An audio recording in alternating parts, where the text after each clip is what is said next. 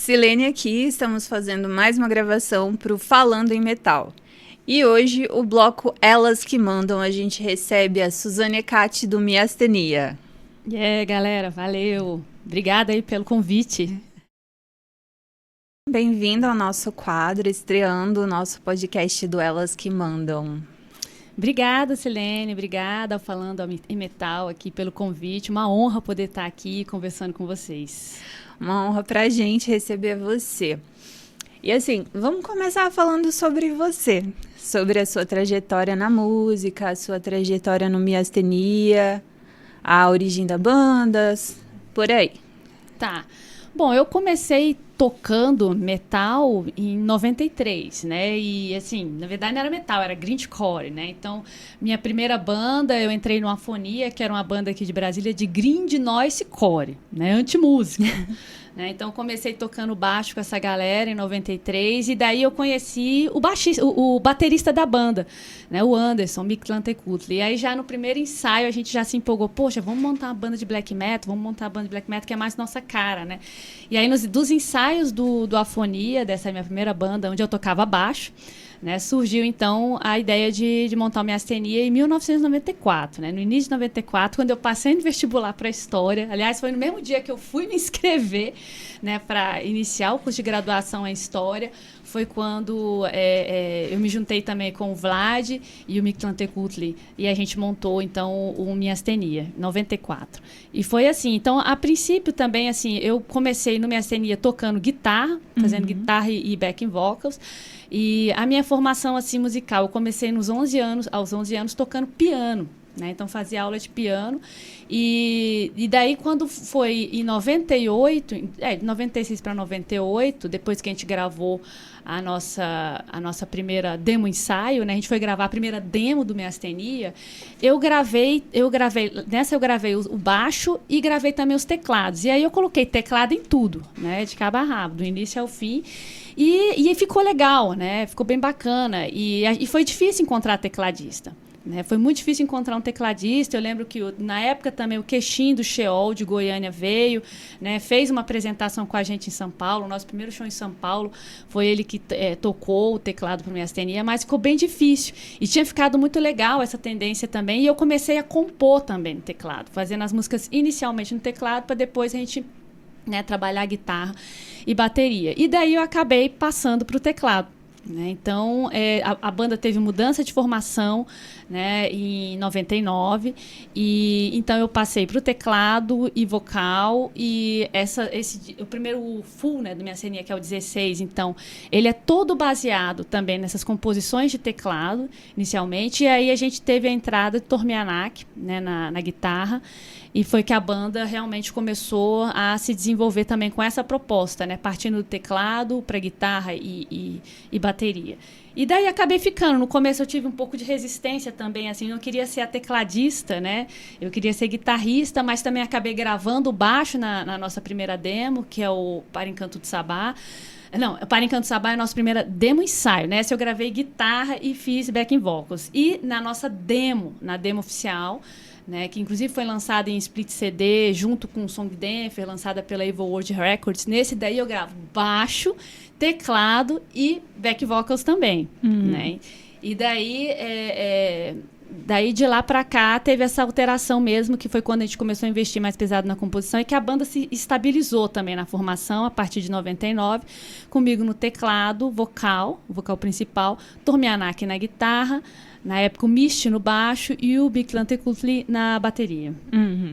Então, na sequência, falando sobre a formação, a inspiração das composições de vocês, então, também vem ligada à sua formação em história, né?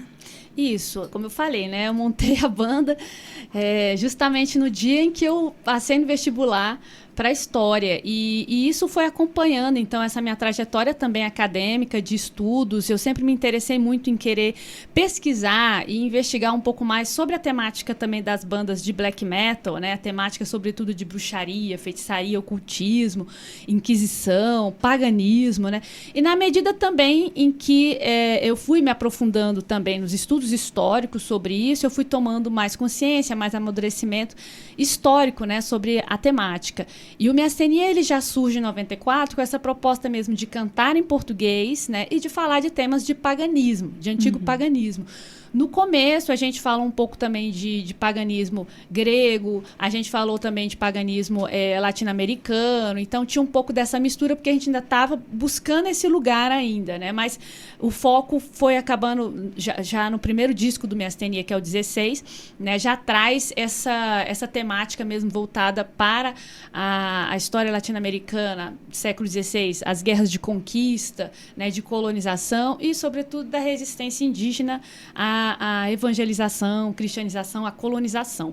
Então, a inspiração vem, né, tanto dos meus estudos também, como também, claro, das próprias bandas de pagan black metal também, que na época, nos anos 90, também estavam buscando se aprofundar em temas de paganismo ancestral, né? Isso também me inspirou a buscar também esse paganismo ancestral aqui, né, na América. E daí eu comecei também, depois que eu terminei o curso de História, eu fui fazer mestrado, doutorado, estudando os Incas, né, no antigo Peru, Tahuantinsuyo. Então, isso também me abriu ainda mais, né, esse conhecimento da ancestralidade pré-colombiana, né? E isso me inspirou muito, sobretudo os temas de mitologia, né, que trazem muitos conhecimentos, filosofias, né, que são diferentes, né, desse modo de pensar ocidental, cristão, colonizador. Então, isso me abriu para muito conhecimento e muita inspiração.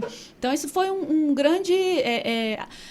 trouxe para a gente, né, abriu assim um leque muito amplo de temáticas, né? Então, o primeiro disco do Miastenia, ele é um disco mais melancólico, assim, porque ainda traz um pouco dessa carga, desse sentimento do fim, da destruição das antigas culturas, dos antigos impérios pré-colombianos. Ele tem um conteúdo um pouco mais depressivo também, mas também contemplativo também desse passado. E daí, na medida em que a gente vai lançando os álbuns seguintes, eu vou amadurecendo também nos estudos e nessa temática. O Batalha Ritual, já lançado em 2004, já é um álbum mais agressivo, né? É um álbum também que vai falar de canibalismo. Eu já começo a adentrar um pouco mais no paganismo brasileiro também, né? Estudei um pouco sobre os tupinambás, então eu trago um pouco sobre a temática de canibalismo, de guerra também, desse confronto também dos indígenas brasileiros também com os colonizadores.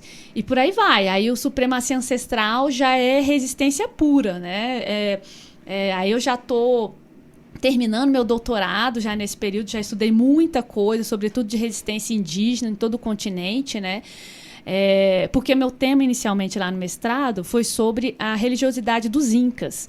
Como essa religiosidade dos Incas foi vista pelos colonizadores. Então, eu estudei muito mais o imaginário dos colonizadores, o imaginário cristão sobre esse outro que foi demonizado. Então, eu estudei muita coisa de demonologia também, né? E essa construção do outro como um ser demoníaco, perverso, né? Essa estigmatização dos cultos indígenas como algo ligado à bruxaria, feitiçaria, né? À idolatria. Então, esses temas foram emergindo também nas nossas composições. E aí o Supremacia Ancestral, lançado em 2008, já traz... Cada letra é baseada numa revolta, numa guerra de conquista que teve aqui no continente americano. Então, é muito baseado em estudos. E é claro que todas as minhas letras, desde o 16, né, até o álbum mais recente, elas têm um componente de ficção histórica, né? Então, assim, me dou toda a liberdade poética também, porque sou historiadora de formação e sou professora também na universidade, então num departamento de história, né? Escrevo artigos, né? Escrevi tese, escrevi dissertação de mestrado, né? Já publiquei livros, mas dentro do metal, sobretudo no Miastenia, eu me dou essa liberdade poética também de revisitar esses temas, né? Dentro de uma estética pagan black metal, de uma estética agressiva, mística, ao mesmo tempo épica, né? Onde eu tenho tenho essa liberdade também de expor meu sentimento em relação a essas temáticas históricas que, às vezes, lá na academia eu não teria da mesma maneira por conta da formalidade, das metodologias científicas, né? Então, na banda eu trago essa concepção mais livre, mais criativa e que tem esse componente de ficção histórica, ou seja, no Supremacia Ancestral, né, a resistência indígena detona com os colonizadores, detona com os padres catequizadores, né? E daí esse prazer de ver essa resistência, né, fluindo, né, com muita raiva, com muito ódio também de toda a dominação que se teve. Então, é uma expressão, uma linguagem, né, que eu uso também para falar do passado, mas falando do passado com base em pesquisa histórica, mas com componente de ficção e poético também ao mesmo tempo. Sim, e em Espíritos Rupestres, o último lançamento, nós vemos, né, toda a trajetória da bruxa xamã nesse aspecto, de ter uma ficção, um personagem que foi criado e com muito estudo, mas que tem toda a liberdade ali da trajetória da bruxa, né? Isso, e a bruxa xamã, então, é um conto, né, histórico, é um conto, então, de ficção histórica, um conto porque é um texto pequeno, né, um texto curto, né, que coube exatamente dentro de 9 páginas, né, dentro do digibook. Então, esse conto, ele tem balizas históricas, baseados também em fontes históricas coloniais, sobretudo das visitações da Santa Inquisição no Brasil, né, então, baseado também em dados também de que algumas pessoas daqui, sobretudo indígenas, né, foram levados para serem julgados. Aqui você não tinha aquele tribunal que julgava, queimava as pessoas em praça pública, né, mas você tinha também essa possibilidade de ser mandado para Lisboa, né, ou seja, passar meses no navio penando, né, como um prisioneiro aí da Inquisição para ser julgado no tribunal em Lisboa, e lá, né, poderia ser açoitado, degredado, né, ou condenado à morte, né, fogueira também. Então foi baseado também nisso, sobretudo baseado na perseguição aos cultos, à religiosidade indígena. Então, esse disco, né, a trajetória da xamã, que é convertida em bruxa, né, ela nasce no coração da Guerra dos Bárbaros. A Guerra dos Bárbaros é um episódio também da história do Brasil, paralelo ao Zumbi dos Palmares também, né, o Quilombo dos Palmares, de uma grande resistência também, né, afro-brasileira também, dos africanos, contra a escravidão. E, ao mesmo tempo, a gente tinha nessa parte que hoje é o sertão do Nordeste, a gente teve uma grande resistência, né, dos chamados indígenas tapuias. Os tapuias, né, é uma denominação que abarca de maneira preconceituosa e pejorativa por parte dos colonizadores os indígenas que não se submeteram, os indígenas que eram inimigos dos colonizadores. Então, essa grande resistência tapuia que dominou o sertão aí, entre os séculos XVI e XVII, né, é o foco também do nosso disco, né? E aí ela nasce nessa Guerra dos Bárbaros como uma guardiã dos mistérios rupestres, porque essa região também, aí eu fui pesquisar também sobre a pré-história brasileira, isso também me encantou muito, né? A gente tem a gente tem o maior complexo de pinturas rupestres aqui no Brasil, que é na Serra da Capivara, São Raimundo Nonato, né, no sertão do Piauí. E aí, nessa região, a partir dessa região, é uma região também muito próxima de onde aconteceu também a Guerra dos Bárbaros, né? Então, eu fiz essa conexão também de uma ancestralidade pré-histórica com aqueles que estavam lá entre os séculos XVI e XVII, resistindo também ao colonialismo. Então, ela nasce ali nesse cenário colonial, mas como uma detentora dos mistérios ancestrais, entendeu? E aí essas pinturas rupestres são imagens que trazem uma história, que contam uma história de ancestralidade, de guerra, de luta. A gente tem muitas cenas, e aí está no nosso encarte também, todo o nosso encarte é baseado em fotografias também de pinturas rupestres da Serra da Capivara. São pinturas que mostram conflitos, confrontos, então uma luta por sobrevivência.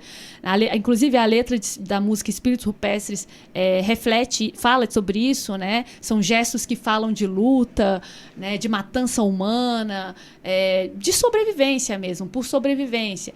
Então, e aí ela vai ser, ela da Guerra dos Bárbaros, depois eles perdem, né, essa guerra, mas que durou muitos anos, deram muito trabalho, e ela vai ser escravizada. E no que ela é escravizada, ela conseguia fugir para se reunir na mata, né, para tentar reviver aqueles antigos mitos e rituais. E esses antigos mitos, rituais, são histórias ancestrais de empoderamento, né, para as pessoas que também nesse mesmo contexto de escravidão estavam oprimidas, né? Então ela começou a fazer muitos rituais onde eles também conseguiam se libertar do colonialismo, da escravidão, e acabou sendo denunciada ao Santo Ofício e foi levada para ser julgada no tribunal em Lisboa.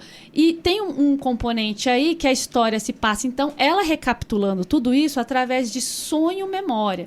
O sonho-memória é algo também que eu pesquisei muito também sobre os Yanomamis, né? Tem essa questão dos sonhos, a importância dos sonhos para eles e para várias culturas indígenas, né? O sonho, ele é um componente muito importante também, ele te fala coisas e através do sonho você pode viajar. E aí então eu fiz essa conexão também do sonho com uma viagem xamânica, né? Onde ela aprisionada em dor, sofrendo lá no cárcere da Inquisição, ela começa a sonhar lembrando de toda a sua trajetória. Então, o conto é ela sonhando, ela lembrando, que é o que seriam sonhos memórias, são sonhos que te vai relembrando de toda a sua trajetória e ressignificando essa trajetória, né, a partir daquele momento de dor. E no final, né, ela transmuta, ou seja, ela não morre, né? Eu não deixei matá-la. Essa transmutação também é uma forma dela viver em nós, de sobreviver no tempo, de uma maneira que isso não acaba. Ou seja, esse sonho-memória, ele ainda continua com a gente, né, dessa trajetória. E assim, tem a ver com toda essa história também tem a ver com... Eu vejo assim que hoje algumas bandas de metal, eu não vou citar nome aqui, que estão no mainstream, né? Tem uma concepção completamente contrária, né? De exaltação dos colonizadores, né? Vocês sabem de que eu tô falando. E daí, nesse disco, inclusive, no final, eu até faço uma crítica a essa busca por um Eldorado, né? De que não há cidades de ouro, né? Porque isso também, historicamente, foi muito procurado no Brasil, sim, né? No século XIX, se procurou encontrar um Eldorado ainda, até vestígios de grandes impérios pré-colombianos, para que a gente tivesse um orgulho ancestral, como os mexicanos tinham dos astecas, dos maias, como os peruanos tinham dos incas, e aqui, né, o imperador também patrocinou muita arqueologia para ver se encontrava alguma, né, civilização antiga na Amazônia, e nada disso foi encontrado. Então, assim, essa ideia de que aqui tinha um paraíso, de que tinha um grande Eldorado, cidades de ouro, né? Isso aí nunca foi encontrado, né? E aí nessa viagem xamânica aí da bruxa, né? Da bruxa xamã, eu concluo a história falando isso, que não há cidades de ouro, né? Nenhum passado de grande orgulho e exaltação, né? Então, quebrando um pouco com esse imaginário também, assim, que pode parecer, porque a gente fala de temas do passado, como se a gente estivesse exaltando isso, idealizando esse passado. Não, eu sei que esse passado também não foi bom, né? Como presente também não é maravilhoso, mas o passado também não tem essa idealização por ele, sabe? Como algo mágico demais, mas sempre um passeio muito crítico nesse passado e de aprendizados, né, importantes que a gente tem. Todos os lugares, todas as trajetórias têm os seus altos, os seus baixos, assim como a gente tem no nosso presente, né? E dentro do Miastenia, assim, ou fora também, na sua trajetória, quais foram os momentos marcantes para você?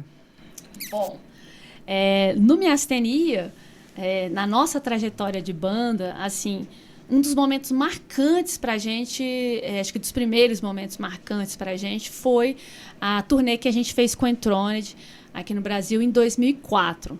Né? Foi uma turnê marcante também na nossa trajetória. Inclusive, depois dessa turnê, a gente teve mudanças na formação, porque foi realmente muito intenso, foi uma vivência muito intensa, né? Abrir para os caras aqui em Brasília, em Belo Horizonte, depois em Porto Alegre, com shows lotados, né? Então, foi uma experiência que marcou muito para a gente, porque foi a nossa primeira turnê, de fato, assim, com uma banda europeia. E, na época, era a Tumba Production que estava também trazendo, na figura do Edu Lani, né? E então foi algo que marcou pra gente bastante e que levou o nome do Miastenia até Porto Alegre, né? Levou até o sul e mostrando a gente em grande estilo, né? Ao lado do Entromed, em grandes palcos, em grandes eventos também que foram organizados. Então isso pra gente foi muito importante assim na nossa carreira. Depois disso a gente teve shows assim que também marcaram muito nossa trajetória, como a gente abriu pro Mayhem, né? Em 2008 também foi algo que foi um momento marcante também na nossa carreira, né? E as gravações também são sempre momentos marcantes, né? Cada disco teve o seu momento, teve a sua vibe, teve os seus problemas, teve suas superações. Então, cada álbum gravado, os momentos de gravação ficam também na memória. Sobretudo quando é muito esforço, né? Quando a gente pena muito. Falando disso aqui, lembrando aqui que uma das coisas marcantes, gravação do Batalha Ritual, que a gente gravou no Área 13, em São José do Rio Preto. Então, a gente saiu de Brasília, de ônibus, com os instrumentos para ir gravar. Ficamos 10 dias, né, numa chácarazinha lá do lado do estúdio, né, no meio do mato lá para gravar. Então, a gente lembra desses momentos assim que são momentos de muita superação, de momentos de muita dedicação também pela banda, assim, nesses últimos anos. Aproveitando o gancho que você falou sobre as formações, fala um pouquinho da nova formação do Miastenia.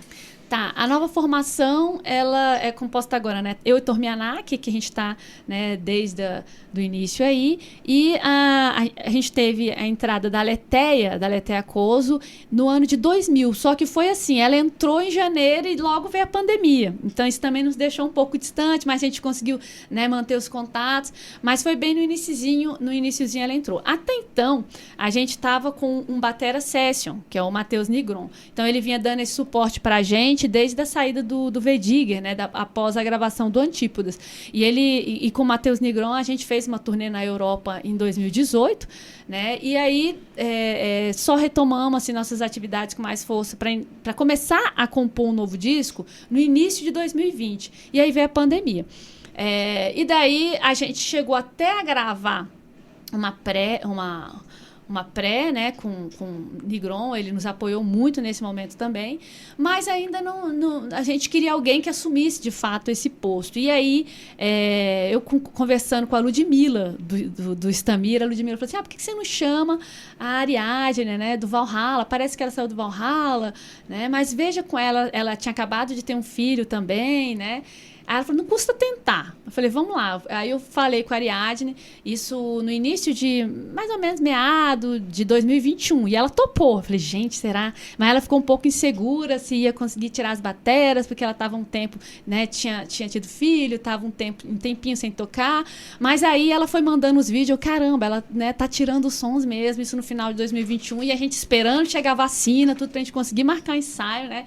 Direitinho para todo mundo. E aí, no início de 2022, a gente conseguiu, então, reunir essa formação com a Ariadne na batera e a Aletheia no baixo. A Aletheia é uma exímia musicista, né? A Aletheia, realmente, de todos nós, ela é bacharel em música pela UNB, ela toca viola clássica e ela toca em orquestra, ela toca na Filarmônica de Brasília, então ela tem uma agenda de shows também, né, tocando com orquestra.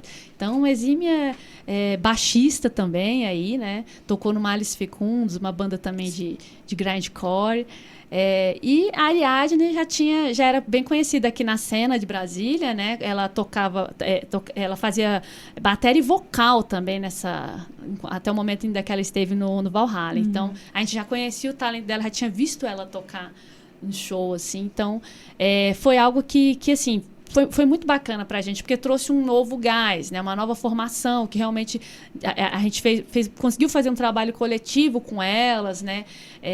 De discussão também das músicas, né? Das composições. Embora a gente já tinha começado uma pré, a gente retomou e foi também fazendo mais ajustes, né? Então é um disco que está aí desde 2020 que a gente estava trabalhando nele. Em 2022 a gente passou o ano todo ajustando com elas. E aí foi bom, porque eu consegui também compor mais uma música, que é a música que abre o disco, né? A música Evocação. Falei, tá faltando alguma coisa, que ainda era o grande ritual da Bruxa Xamã, então, que é o que abre. Então, a música também que foi composta inicialmente pelo teclado. E aí a gente trouxe os outros elementos, bateria e guitarra na sequência, assim. e baixo. Então, é uma formação que deu muito certo para essa gravação. Inclusive, a Aletheia, ela veio também se somar ao vocal limpo, né, o vocal lírico, e ela trouxe também alguns elementos de viola clássica. Então, tem algumas faixas que tem a viola clássica dela. E a Ariadne também colaborou com os back vocals extremos, o guturalzão dela aí. Poderoso. E que vocês podem conferir no videoclipe da Bruxa Xamã, que está no nosso canal no YouTube, que aí vocês vão ver. Incrível, incrível, incrível. E, que nem você falou, né? A agenda de vocês tem muita coisa além do Miastenia. Tem você na UNB, tem a Aletheia com a orquestra, com... Então, é muita coisa para poder falar assim, não, a gente vai só ensaiar, tocar, fazer turnê, é mais complexo, né? Quem dera, né? A gente realmente, assim, o Miastenia é uma banda que, desde o início, a gente sempre fez poucos shows, né? A gente nunca foi uma banda estradeira mesmo, mas, assim, com 30 anos, a gente fez 30 anos esse ano de banda, com 30 anos a gente já tem bastante show acumulado. Mas a gente sempre foi uma banda de poucos shows e memoráveis shows, porque a entrega é demais em cada show. E sem contar que também tem a minha carreira, né? Eu sou professora da Universidade de Brasília, então não posso estar me ausentando assim, né? Sou concursada, efetiva, então eu tenho que fazer show só no final de semana. Então isso sempre deu um problema que a galera, vamos fazer turnê? Eu falei assim, não dá para fazer no meio de semana, tem que ser no final de semana, tem que ser bate e volta, ou tem que casar que seja minhas férias, né? E aí também eu chamei pessoas ainda mais complicadas também, porque a Ariadne, ela também é servidora pública. Então, ela também tem esse compromisso. E a Aletheia também tem essa agenda dela. A Aletheia tem essa agenda de shows também com a Filarmônica e tudo, mas ainda dá para a gente conseguir conciliar. Tem sido mais difícil para a Ariadne conseguir conciliar, até porque também por conta da maternidade também, né? Que é difícil também para ela, porque ela tem um filhinho pequeno, então tudo isso também dificulta bastante a gente sair assim, topando qualquer show, qualquer lugar. Então a gente tem feito poucos shows que dá para fazer tranquilo, né? Porque ainda tem essa agenda também dos ensaios, né? Então, mas esse ano que vem a gente promete fazer um pouco mais, vamos tentar, né, fazer um pouco mais de shows, né? Estamos começando a já preencher uma agenda, mas como eu te disse, não vai ser assim uma turnê seguida de shows, mas a gente já tem alguns shows aí, pelo menos de norte a sul, já programados aí para o próximo ano. E você, quais foram, assim, os discos que você mais ouviu durante a sua vida, as músicas que mais te influenciaram? Se você quiser citar cantoras dentro do metal ou fora do metal também, que mais te influenciaram?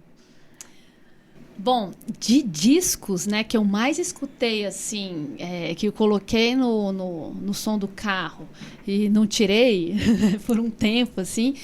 Foi do Samael, Ceremony of Opposite. Foi um disco que eu escutei muito, muito. Né? Eu ficava impressionada também com a qualidade também sonora, né? O peso, e tinha teclado. Então, era algo também que me inspirou muito a também investir nos teclados no Miastenia. Foi o Samael, o Ceremony of Opposite. Escutei demais, demais. É uma influência também, vou falar que vocalista também é uma influência para mim no vocal. Uhum. E o outro disco que eu escutei muito numa fase bem deprê também, assim, que eu coloquei no som do carro e saí por aí, foi A Dead Poem, do Rotten Crash. Esse eu escutei muito. Não chega a ser o melhor do Rotten Crash, mas, cara, foi um disco que eu escutei demais. Eu gosto muito dessa banda, respeito muito o Rotten Crash. E esse disco foi um disco que marcou pra mim, porque eu escutei muito numa fase em que a vibe dele tava na minha vibe. Então, eu escutei bastante.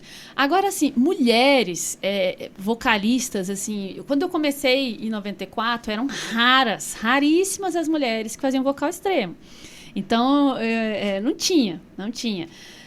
Aqui em Brasília tinha o Valhalla, né, que tinha uma mulher no vocal, né, que era uma banda de mulheres, né, com a Andrea no vocal, e então era uma referência também, mas elas do death metal, né, e aí com vocal rasgado, assim como eu fui tentar fazer, isso aí foi mais uma influência do black metal, né, nos anos 90, e essa influência, assim, de mulheres no black metal era rara, porque, assim, tinha uma mulher, né, tecladista no Guerrena, né, lá na Noruega. Então, era bem raro até ter mulheres. Tinha a Kimberly, que fez uma participação com vocal limpo no Unscient. Então, eram raras as mulheres no black metal no início dos anos 90. Então, assim, em termos de vocal, eu me inspirei nos homens mesmo. Eu via os caras fazendo, falei assim, eu também dou conta de fazer isso aí, também dou conta. E já já em 93, eu já estava fazendo vocal, assim, na banda de grindcore, né, do Afonia. Então, com essa galera, eu já comecei a fazer uns experimentos, comecei a chegar, já dar uns gritos lá, e a galera, pô, massa, você é legal, hein, você grita legal. E aí, fazia uns vocais rasgados, e a galera, né, elogiava. Também tive o estímulo dos meus parceiros de banda aí, dos meus companheiros de banda, que falaram, pô, tá massa, vai aí, vai aí. E aí, eu assumi inteiramente os vocais de 99, a partir de 1999, que daí eu vim cantar e tocar ao mesmo tempo, né? Que é bem difícil. Mas aí, fui investindo nisso, né? Fui investindo nessa tocar e cantar ao mesmo tempo, teclado e das duas mãos diferentes. Eu tinha feito as músicas muito complicadas por 16 e ainda tinha que cantar. Então, muito treino, né? Ainda cantando em português, a questão da rima também, né? Da musicalização das letras. Foi bem difícil no início. Mas, assim, em termos de vocal, quem que me influenciou, né? Como eu falei, eu vou falar aqui do Samael, o vocal também do Carcass, o vocal do Obituary também. Eu era louca com Slowly Rot também. Aliás, foi um dos discos também que eu escutei bastante, né? Aliás, essa música também, né, do próprio Obituary, também é uma referência, uma das músicas que eu gosto muito e que me inspirou muito a fazer esse vocal rasgadão, né? É algo também que eu gosto. E o Mike, o Miley, né, do Creator. Né? Então, o Creator também era uma banda que eu gostava de ficar tirando cover de guitarra em casa e cantar junto. Então, é uma banda também que me inspirou bastante, sobretudo o vocal. Assim. Então, tem essas referências.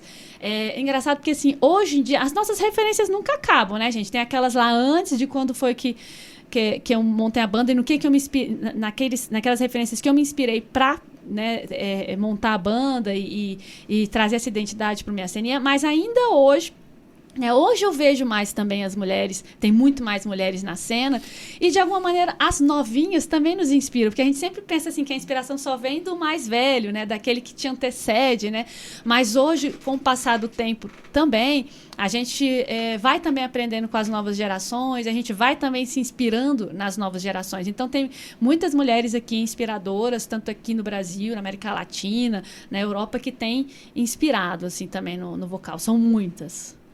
A gente vai, cada geração, cada época da nossa vida, a gente passa por uma inspiração diferente, por uma referência diferente, né? É fluido. Exatamente. E assim, sobre o Miastenia, a pegada sempre foi de cantar em português, né? Sempre. Desde o início. Desde a demotape, a gente tá lá nessa batalha para tentar cantar na nossa língua, né? De maneira para ser realmente compreendido diretamente, sabe? Ter uma compreensão direta, mais explícita do que a gente tá falando. Então, eu investi nas letras e pensei, em português elas vão ficar muito mais claras, muito mais explícitas. E isso deu um destaque também, porque por ser uma banda conceitual. Então, assim, todos os nossos discos aí são conceituais, mas a própria banda em si, ela é conceitual nessa temática pré-colombiana, de paganismo ancestral latino-americano. Então, casava melhor cantar isso também na nossa língua, né? Pensamos também dessa maneira. Isso daí, na época, algo que nos inspirou, porque muitas bandas também da Europa estavam seguindo esse caminho do pagan metal, do pagan black metal, cantando nas suas línguas locais, né? Cantando em alemão, cantando em norueguês, cantando em grego, né? Então, a gente via também as bandas fazendo isso e a gente até curtia as bandas assim também, né? As bandas que também, nem todas as bandas cantando em inglês, mas a gente curtia as bandas também que cantam na sua própria língua e isso também nos inspirou a cantar na nossa própria língua. Então, no começo, algumas pessoas falavam assim, mas porque aqui no Brasil a gente sempre teve aquela coisa e o mercado internacional, como é que vocês vão divulgar a banda lá fora? E, na verdade, assim, a gente via as outras bandas também, né, fazendo lá fora e assim, algo que a gente sempre fez para nós, né? A gente não tem essa preocupação de mercado, né? Essa preocupação de de uma acessibilidade também, né? Então, foi algo que desde o início a gente vem fazendo e, por exemplo, quando a gente foi tocar na Europa em 2018, foi bem interessante. A gente tocou em Portugal, tocou em Espanha, né, tocou na Alemanha e a galera recebeu muito bem. Né? Inclusive na Espanha a galera elogiava, nossa, é muito legal ver vocês cantando em português, né? Os portugueses também gostam, porque eles gostam também eles têm um Mumpel, né, que canta também, tem Sim. algumas músicas também em português, né?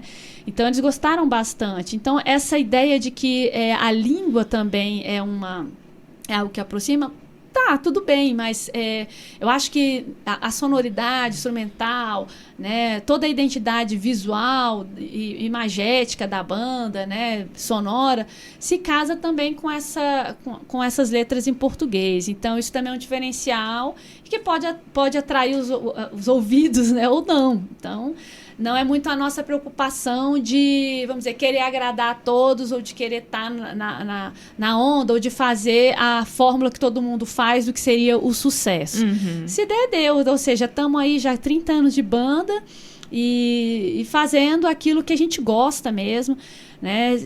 Se dá certo ou não, né? Aí a gente está no underground, a gente continua no underground, respeitando também muito esse espaço, né? Que é o espaço que tem nos fortalecido, que tem nos trazido bastante consideração, né? Onde a gente tem todo esse respeito e é o lugar onde a gente está, sabe? Há muito tempo. Assim. Sobre essa questão também de cantar em português, que é interessante porque lá fora a galera primeiro, metal extremo, né, é atraído pela sonoridade. Porque, para começar, ninguém entende nada do que você está cantando. Nem se eu estivesse cantando em inglês, quem está ouvindo a primeira vez não está nem entendendo alguma coisa, né?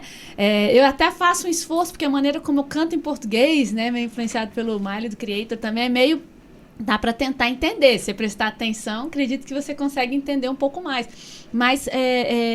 o metal extremo não tem dessa de ser compreendido, assim, a galera olhar pra você no palco e tá entendendo tudinho que você tá cantando. Não entende, né? O vocal gutural, o vocal rasgado, né? Muita emulação. Então, que já não entende. Então, tem isso. A importância da sonoridade é a primeira coisa que abre, né, as portas ou o interesse de alguém pela sua banda. Então, o que eu falei, mesmo que eu cantasse em inglês, se a galera lá de fora ia gostar ou ia se atrair ou não, primeiro ponto, acho que da abertura aí, é a sonoridade. Se a sonoridade agradou, aí a galera quer entender, né? Eu lembro que lá em Portugal teve um cara que chegou e falou assim, nossa, eu quero saber do que vocês estão falando, né? Porque eu gostei muito do som de vocês, eu quero entender o que vocês estão falando, porque eu fiquei emocionado. Ou seja, a música emociona sem que a pessoa até entenda, né? O que você está cantando ali. Né? E isso é uma abertura para que ela depois vá conhecer essa temática, a temática da banda, a temática lírica. Então, para mim, assim, mesmo fazendo letra, dando toda essa importância para a letra, para uma letra que é baseada em estudos históricos, para mim, o mais importante no Miastenia é a sonoridade. Tá? É o instrumental que a gente está colocando ali, né? É a sonoridade que vai sair. Isso está em primeiro lugar. Tá? As letras vêm depois, inclusive assim, tanto que todo álbum é assim, primeiro eu tenho que ter as músicas e o meu encaixe de teclado para eu me inspirar na música, para depois eu fazer as letras, para ver o que essa música está me inspirando em termos também de sentimento, partes mais agressivas, partes mais contemplativas, partes mais melancólicas, partes mais de raiva, mais odiosas, então de revolta. Então tudo isso é a música que vai me trazendo também, que vai me conduzindo. Então em primeiro lugar está a sonoridade e as letras no Miastenia, elas vêm depois. Deu muito certo, né? Mas a gente a prioridade tá no som, sabe? Sim, quando a gente ouve Espírito Supestre, por exemplo, a primeira sensação, bota o fone de ouvido pra ouvir, é arrepiar com a sonoridade. Depois a gente vai ouvir de novo e falar, cara, tudo encaixadinho, a letra encaixadinha, mas é a sensação. Quando a gente coloca pra ouvir, a sensação que a musicalidade traz, é o arrepio e tudo mais. Bacana, é isso aí que a gente tá prezando por fazer, né? Primeiro a gente tem que sentir, a gente investe nessa música, nessa composição, né, para depois, né, eu me inspirar com ela para as letras. Então, assim, se as letras também saem assim, vem também da própria sonoridade. Sim. Né, que vai nos mexendo, assim. Então, sobre espíritos rupestres, quais são as expectativas, né? Ele tá aí nos mais ouvidos do ano, o melhor de 2024. Quais são as expectativas? Quais foram os impactos desse álbum, né? Bom, como eu falei, né, esse disco, a gente vinha trabalhando nele desde 2020. E esse ano foi um ano de muitas expectativas, porque foi o ano de finalização desse trabalho. Né? Então a gente está nesse impasse o ano todo, assim, travado também nesse processo de lançamento desse disco, travado assim, né? Trabalhando muito, né, para divulgar nas redes sociais, né, trabalhamos 3 meses nesse encarte, né, com um conto histórico, porque saiu num formato digibook, que é um formato também diferente. É um álbum que está sendo lançado pela Mutilation Records, que vem nos apoiando, né, já há um bom tempo, né, a figura do Sérgio Tulula, né, um grande amigo, um grande apreciador, respeitador da nossa arte. Então, esse ano foi um ano de muito trabalho de finalização da mixagem, masterização, um trabalho tenso, né, um trabalho estressante, né, de pedir para mudar alguma coisa aqui, outra ali. Né? Então a gente vem trabalhando nisso. Depois foi a parte do encarte, foram 3 meses. Depois também teve o videoclipe, né? Então, e aí fazer também as divulgações nas redes sociais, né, gera uma grande expectativa, né? E a gente lançou no dia 23 de outubro desse ano, né? Havia muita ansiedade também em torno desse lançamento, né? Minha Serena lançava aí um disco desde 2017, né? Que foi o Antípodas. Então havia muita ansiedade, tanto da nossa parte de saber como seria a aceitação até no dia desse lançamento, e uma grande ansiedade de fãs também que acompanham o nosso trabalho há muito tempo e que estavam esperando ansiosamente por esse disco.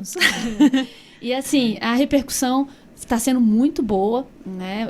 A gente pegou bem o finalzinho do ano, né? Esses últimos finalzinho de outubro, agora novembro, dezembro, e a gente já conseguiu figurar assim algumas listas de melhores de 2024, inclusive no canal na Lâmina da Foice, a gente também saiu lá como em primeiro lugar, como dos 10 álbuns eleitos pelo público, né, do canal, que é um público mais death, black metal, né, que aprecia. Então, pra gente, a gente está muito orgulhoso desse trabalho, muito honrado desse trabalho, e além dessa lista na Lâmina da Foice, a gente está vendo também que está aparecendo em outras listas de outras mídias também, mídias underground, sobretudo, né, mídias que apoiam mais esse universo death, black metal, e a gente está muito feliz com essa repercussão. Isso daí realmente para a gente é algo muito compensador, né? De pensar que um álbum que a gente sofreu tanto, assim, em termos de período, né? Passamos toda a pandemia, depois tivemos que se reerguer, se reestruturar para poder fazer com a nova formação de 2022,